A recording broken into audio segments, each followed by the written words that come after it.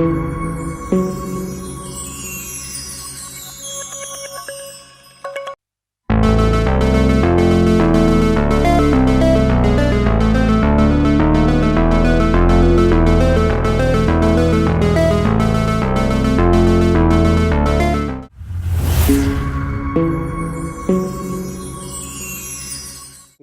pour leur engagement dans la négociation de cette résolution ces 2 dernières semaines. Celle-ci porte un message clair. Il n'y a pas d'issue militaire au conflit dans l'Est de la République démocratique du Congo. L'offensive du M23, soutenue par le Rwanda, doit cesser.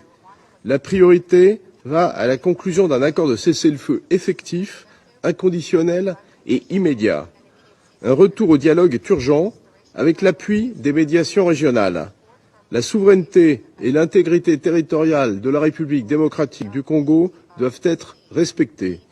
Les forces rwandaises doivent se retirer sans délai du territoire congolais, comme l'ont déjà déclaré le secrétaire général des Nations Unies et les membres de ce Conseil.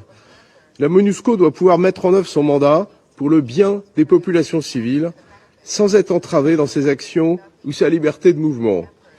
Cette résolution rappelle enfin le rôle clé des processus de Luanda et Nairobi en vue de trouver une solution politique durable qui passe par le retrait complet des forces rwandaises et le démantèlement des FDLR. Monsieur le Président, avec près d'1 million de déplacés et des milliers de morts et de terribles exactions, les populations civiles paient un lourd tribut du fait de l'escalade de ce conflit qui n'a que trop duré. Le M23 poursuit ses avancées dans le sud Kivu, au risque de déclencher une guerre régionale. Il est grand temps que le Conseil s'exprime avec clarté pour favoriser une cessation des hostilités et les conditions nécessaires à une désescalade, en complémentarité avec les initiatives régionales que la France soutient. Plusieurs pays de la région se sont exprimés mercredi pour se joindre à cet appel. Pour terminer, je me félicite que le Conseil de sécurité se soit montré à la hauteur de cette responsabilité.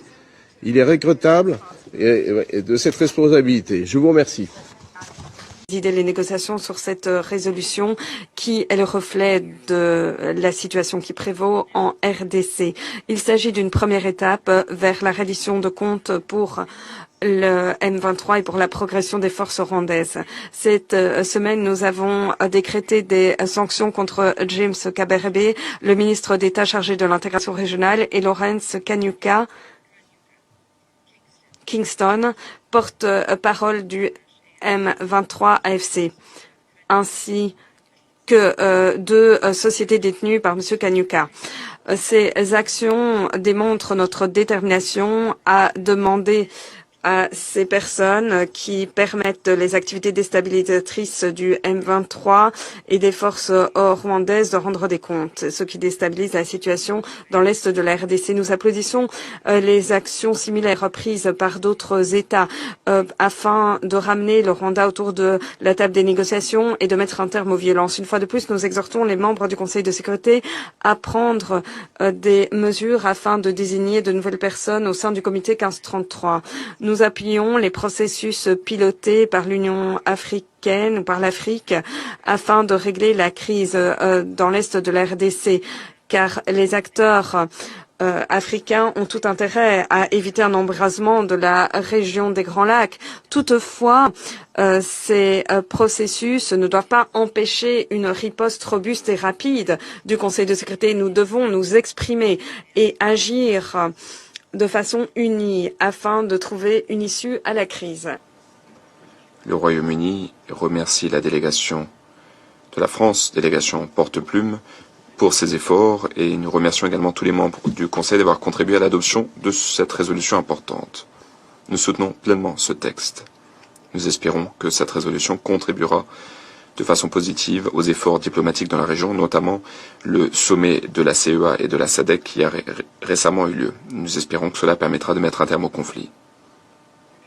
Nos ministres ne ménagent aucun effort pour soutenir un dénouement politique au conflit, car il n'y a pas d'issue militaire. Monsieur le Président, les violations auxquelles nous avons assisté ces dernières semaines dans l'est de la RDC sont absolument inacceptables. Cette résolution, aujourd'hui, envoie un message clair. Ces violations doivent cesser. Toutes les parties doivent s'engager sur la voie du processus politique dirigé par l'Afrique. Cette résolution stipule que nous avons besoin d'un cessez-le-feu, ainsi que du retrait du M23 des villes de Goma et de Bukavu. Nous exhortons fortement le M23 à cesser immédiatement les hostilités. Aucun État membre ne doit faire obstacle à cette résolution. La résolution stipule également que le droit international humanitaire doit être respecté et qu'il faut également respecter le mandat de la MONUSCO. Et surtout, la résolution stipule clairement qu'il faut respecter la souveraineté et l'intégrité territoriale de la RDC ainsi que la charte de l'ONU. Nous soutenons l'appel lancé par cette résolution pour que toutes les forces de défense rwandaises se retirent du territoire congolais. Nous appelons les parties à pleinement respecter cette résolution. Sinon, ce Conseil devra envisager d'autres actions. Je vous remercie.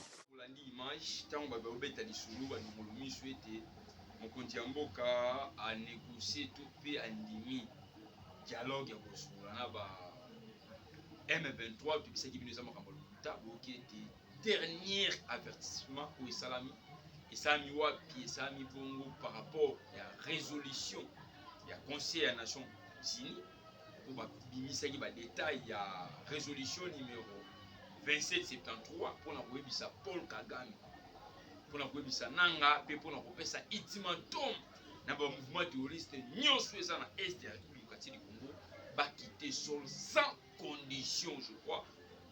Je m'excuse. De nous résolution numéro 2773 Yangwana Ezateke Salum Talobi Teboki Nengenini Batangi Oza dernier ultimatum. Et na dernier ultimatum Baibisi Paul Kagame sans condition à quitter Mabele. La dernière ultimatum Baibisi Nanga sans condition. Donc à Ezali Kambuteke au président Félix Avandi au Nanga Avandi T. Oui bah été Nanga et Paul Kagame a plus de 30 ans. Il y a armée numérique au Yasala. Dans 4 armées numériques, Paul Kagame a une information à l'Ukuta. Dans les contre RDC. Président Félix arrivé dans la 4, il y a Angola. Et Zaki Tepo a son président Joao Lorenzo. Avant, ça va M23. Zaki par invitation. Il y a président Angola. Là, il y a le président Félix qui est dans le montant pour sa communauté. Les autres, tout ça, point mon cas, tout ça, ça peut être congolais, peut communauté international et national était président Félix au 15 jours à ce que Gondima était à négocier avec M23 et ça parmi l'actualité politique ensemble. Bonsoir, ça dépend de l'émission l'actualité politique qui a République démocratique du Congo, le président Sardungondo, autrement dit capitaine de l'équipe, charge Yamatete, plus de 143 89 67 46 727 plus 243 89 67 46 727 benga commenter critiquer mais kofingate et kosa biso elengi mbote na bino ba diaspora na poto nzambe alola apambola bino papa Albert Kampulu aux États-Unis la marraine Mandibi entrée qui à Paris maman la biso Tabu Fatou nzambe alola apambola bino tu diaspora na poto nzambe. À mon avis, pourquoi pas tout ça mbote na ndeko za sima caméra Mardoché Mabo et bende les boss millions de l'équipe. Ça qu'on en parle pas sur vous allez maman exaucer mon centre la réalisation il y a Congo liberté nzambe alola. Apambola bino pourquoi pas tout ça mbote na bato tout ba soutenir la vision ya mokonzi ya mboka tata Ekolo Félix Antoine Tshisekedi Tshilombo, le secrétaire général Augustin Kabuya, le DGA Patrick Kayembe Aigle, le directeur de projet Alexis Sangimata, le directeur Maya Kawasani Doni, Maman Thérèse Mbouji Mbungi. Surtout ça même moral, nous sommes censés d'informer à temps réel par Congolais partout dans le monde place Baza. Baïba Congo est commis Wapi Congo Yezokende. Wapi. Dernier investissement et pas Paul Kagame. Bagangeli Kagame Yasuka. Et dans la vidéo Bolandi, Neba Bugangela Paul Kagame. Neba Bopesa dernier ultimatum. Yakwebisa Kagame était awa esili. Et Nenge Bapesi Kagame. Dernier ultimatum a été sous ma RDCT. Combien makambo ya Fox ekouta de part d'autre et vous allez déployer na Congo. Et na place ba poste on vous a déployer et vous allez ba ko tombola Kagame na nanga ya makasi. Et na ko tombola Kagame na nanga na makasi na ebisu comme mabe. Et mabe comme ko kitati na kati ya Kigali. Et na ndenga ko kitati na kati ya Kigali parce que Conseil de sécurité des Nations Unies kataki makambo. Onanga na yo toyebi. Balobi retrait sans condition. Il y a M23, il y a RFC Anang. Babi na ba militant to basana ba zone occupée à RDC babi ma sans condition. Ba sekite na moto moko fo monibité ça sans condition, na sans condition ata pantalon na otika bima. Parce que ça condition. Arsenal oza ngona maboko armement tika bima. Donc bakanyo moyibi na kati ndaka bato. Donc na biloko ya kino na kati ya poche eza yote. Parce que biloko bazina poche na yo eza biloko yibi na Congo. Donc ndengo yibaki biloko wana Congo bakanyo na kati ya poche. Donc ça sans condition ça ndenge toza na kati ya Congo liberté. Tokanyi mutu mona na kati ya Congo liberté. Ako saba vanti donc on achète et yo oza na muyibi. Donc ne tokanyo na kati ya Congo liberté. Na mbongo eza na poche na yo. Na biloko eza na poche. Que ce soit ba caméra ou eza Congo liberté awa. Ba caméra moderne. Tout le monde a une caméra de Congo liberté oza muyibi. Ndenge moko pena nanga, ndenge moko na Paul Kagame. Résolution 2773 eza clair. Et ebisi nanga te ke lisolo ya kosolo la kanano. Ebisi M23 te ba obisa condition et na kao to komi. Na image au Bolandi eza dernier ultimatum. Na dernier ultimatum donc el a qui c'était tozo mythe. Donc biso ku Congo te. Ba force ko se multiplier contre les pays moko. Parce que attends to beta liso te ya olobaki. Il faut négociation na nanga te. Tant au chef de l'état le bakaya y agression rwandaise sous couvert M23. Et ça Rwanda ndezo agresser Congo. Donc awande ça multiplication des forces et ko ça descendre wapi na kata Kigali. Et Kigali nde mutu akosibi parce que toi koleka batu bakoyeba te. Tant au moni dernier avertissement yé. Pe dernier ultimatum ba ebisi nde nanga ba ebisi nde Kagame. Donc nanga nenga zaona nanga za ticket ko kit feed ne chef de l'état là. Donc nanga mutatindi eza Kabila. Donc Kabila ndaza collaborateur direct ya Paul Kagame. Yango tellement résolution ya conseil de sécurité des Nations Unies appelle ça Gimban. Pas décider qui va sanction. Et ndenga décider qui et tika batika kata. Ba otiki la bino mwata avant dernier ultimatum ya ndenge dernier ultimatum ye ba être multiplication des forces et ko salama. Et ko salama apina est ya Congo. Na bisa ibino. To signé partenariat militaire stratégique gagnant avec les États-Unis. Quand on fait les sauts congolais, les pas continuer toujours continuer. Mais na bisa rabino awa multiplication des forces on va naga atteindre en France, topé les États-Unis to na récité. Multiplication des forces au sama na est on va dans tous les 15 pays membres comme ça c'est que il y a sécurité des Nations Unies. Donc on a besoin le président Félix a mis sa volonté politique aussi et au vie de tous pour que notre pays aille en avant. Congo, il y a Lumumba, Congo, il y a Kimbangu, Congo, il y a Kasavubu, Congo, il y a Tchomé, Congo, il y a Maréchal Mobutu et Congo, il y a Docteur Etienne Tshisekedi Ouamoulouba, Rice, mémoire Congo, il y a président Félix, Antoine Tshisekedi Tshilombo, ne jamais trahir les Congo. Vous allez voir le Congo nouveau. Ça, c'est un Congo nouveau. Le Congo qui va parler face au monde entier. Le Congo a déjà bel et bien parlé. Face au monde entier, la patrie ou la mort, nous venons. Et Natao Tokomi. Et ça, soutient Natao, non. Moni Kagame, il faut y avoir. C'est sous Congo. Donc, 15 pays membres, il y a 15 pays membres. Il y a conseil, il y a sécurité des Nations Unies. Bazo déployer, n'habitez que bazo déployer, bazo déployer les lots parce que ma gamosili les lots. Ultimatum mais si les lots. Bazo déployer ba militaire, il y a bamboka na bamo. Et ba militaire bamboka na bamo ba été pour ba vendre na Congo té. Péo ko ya vendre na Congo ça péo to signer na partenariat net États-Unis akoya, nenge pe risa ko proposer et ba koya. mais les 15 pays membres du Conseil de sécurité des Nations Unies, ont un déploiement militaire, bazoya babeti Paul Kagame, babeti nanga et Bakei. Donc bazoya na décision donc aweza suma kamute le président pecté, ay ko makamuke ba force ya monde entier sangani. Et pour votre information, neto kosola Kagame azaki qualité, a qualité pour nyabi que dernier ultimatum et quoi il sera na président Kagame ndenga zana a tie pouvoir ne anji. A tie anji comment ba décision outil likole koyi. Ba pe to benga ba tout puissant, ba lobby Kagame. Oko iba na Congo, oko tangisa makila, oko boma. Ça suffit. Ba pe wande ba pétition. Ba bisie Kagame, ça suffit. Tu dois quitter RDC. Eza bisote.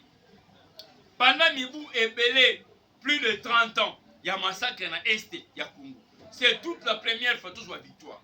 Victoire toujours comment? Parce que les pays qui tout puissants, votent pour le Congo. Les pays qui ont réussi par Kagame. Parce que Kagame a tali ça au monde entier, a déjà leader moderne. A ébi ça au monde entier. A sa premier portateur ya coltan. Or que coltan wana ateka kayiba kango na Congo. Na Congo ça ba ressources naturelles ebele. Tout ça na coltan, tout ça cuivre, tout ça lithium, tout ça ba matière première awa ba ressources naturelles. Et botaka pamba pamba na Congo. Neto ko pona ke te États-Unis. Soko tie sérieux États-Unis yaka. Olo kota na fenêtre ndeka kama kota na porte. États-Unis a na porte. En lumière des partenariats militaires stratégiques entre États-Unis et RDC. Russie pas na porte. Ayebi mo ko diamboka data ekulu Félix Antoine Tshisekedi Tshilombo. Na soya na porte. Na okota fenêtre yo Kagame okota na fenêtre. Ba pays wana tout. To mona ina Qatar awa.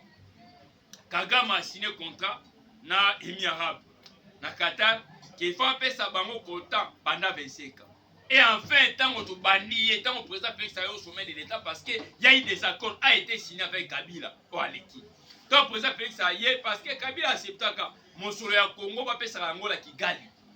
Maintenant, le président Félix a dit pas de négociations, je ne peux pas dépenser mon argent. Il y a Pepe Nangai, n'a pas Sango Kagame. Place au Bitumba Ebani. Et n'a pas au Bitumba Ebani, mais la décision est belée. Makamona Roebiso wa Kagame a été pouvoir en Angers. Et pour votre information, il faut savoir, Kagame Nenga Zawana, et ça passe pour assis sa mandat. Pourquoi ça passe? Parce que bah pays tout le monde entier. On va sanctionner qui gagne, non on va sanctionner bah au monde. Tant qu'on va résolution éminente de Kouyak, et ça sans condition, puis ça ultimatum direct. Il faut que ça mode dans la militaire na yo. O baza na bazona occupé babimaka malembe moko kwa mususu babima pourquoi parce que boza va agresser au monde entier que bozo agresser nyani Congo et bozo sa nini bozo boma botangisa makila et tango ba peo to benga ba tout puissant ba vandi ba sololi ba yoki déclaration ya Congo ba yoki déclaration ya Rwanda ba déclaration ya partout ba comprendre que te Rwanda oza fautif. Donc automatiquement vous a clairé à kubenda wa militaire rwandaise bazonga na Rwanda. Oh sikwe zelo kwa suka. Na lo kwa suka ezambando ya mabepo Kagame ba ko bomai. Ba ko bomai comment? Eza place ba peto nga ba tout puissant ba créer quand même ba assassinat. Eloko Kagame asali yango na assassinat ya ancien président de Rwanda Habyarimana. Kagame complicité na peto nga ba tout puissant. On ne peut pas citer le nom des pays. Kagame complicité. Et bah ça le coup d'état ya Habyarimana. Na kati ya coup d'état ya Habyarimana ba battre avion ya coup d'état ya Habyarimana. Kagame a comprendre que te so ina yemba la moko successeur Habyarimana na ko ma tête à jouer rôle et enfin à récupérer Bob. Également aussi na yé ta ya ba multiplication ya ba coup parce que na dé ya Habyarimana en époque maréchal Mobutu to la kisa Kagame biso Congo tout ça makasi parce que y a eu 30 militaires ya Congo. Oh Mobutu a maréchal Mobutu a fait ça à mot d'ordre. Bakita na kati ya Kigali baboto la corps ya ancien président rwandais Habyarimana ba na Congo. Et opération ça ma 30 millions pour nous l'accepter en époque ya Congo. Donc el Congo ont enregistré na époque ya empire. Congo Rwanda résistant. Prince enani président ya Belgique aya. Roi belge. Tango roi belge aya na Congo. Ayebisi Kagame clair en époque ya empire Congo Rwanda résistant à tel pays et mokolo Congo kozwa président à sa dictature Rwanda est la 27e province ya mboka na biso. C'est clair. Et Rwanda comment ko sala effort ya kotangisa bana bakilasi ayebisa bango Congo wana ndambo eteni oya este eteni ya este ya Congo eza mopanzi na biso. Roi Blaise a contre. Et pour votre information Kigali obokomona etelemi na mbongo ya Congo. Accord ya Sokimo chef de l'état ebisi Kagame oza moyini oza mobomi ya ba Congolais. Mais l'accord ya ba Sokimo chef de l'état lobité Kagame bon totia mwa kimia parce que yayi 9 pays tout ça bongo ba pays frontal to kabona mai mokonzi ya mboka tango ayaki a comprendre que Kabila atekaki mboka na ba pays wana relation bilatérale ezaki te ba contact kitoko ezaki te alobi te nazongisa ba contact na 9 pays frontaliers chef de l'état abandi kozongisa ba contact ya ba contrat bilatéral et les 9 pays voisins ba contrat bilatéral ezonga kitoko même Kigali to kobeta lisolo ezongaki mais vu que Kagame c'est un menteur Kagame c'est un bandit Kagame c'est un sorcier nda tout ça qui chef de l'état ebisaki to kata ba contrat bilatéral apesa ki mot d'ordre avion ya Rwanda ekitaka na Congo ekitate et président Félix Tshisekedi mobali au début jusqu'à la fin a malmené pour Kagame parce que na temps otokomi tout le président ya Congo nango limoto te na temps oyo ekomaka ete il faut to vanda kaka tosu et tango basolaka bazoka militaire rwandaise bakoti na armée ya Congo place infiltration ezaka au sommet de l'état le président Félix a mis sa volonté politique aussi et au vie de tous pour que notre pays ait en avant Congo, il y a Lumumba, Congo, il y a Kimbangu, Congo, il y a Kasavubu, Congo, il y a Tchombe, Congo, il y a Maréchal Mobutu et Congo, il y a Docteur Etienne Tshisekedi du Mulumba, du risque mémoire Congo, il y a président Félix Antoine Tshisekedi Tshilombo. Ne jamais trahir le Congo, vous allez voir le Congo nouveau, ça c'est un Congo nouveau. Le Congo qui va parler face au monde entier, le Congo a déjà bel et bien parlé. Face au monde entier, la patrie ou la mort, nous verrons Kozaki, ébélé, partout dans la télévision, partout dans les États-Unis. Papa, dans les États-Unis, papa arrivé à Cancun, la Belgique, la marraine, Mandibi, na Paris, partout place que vous allez, Zambie, Yalola, après on l'a vu, nous sommes Yesu, la solidité, tout y a encore. Ah voilà, il nous va être pour tout ça, en temps réel. Actualité politique ya république Congo lola ezofuta tika banso to Zambie ya bongo to joye wapi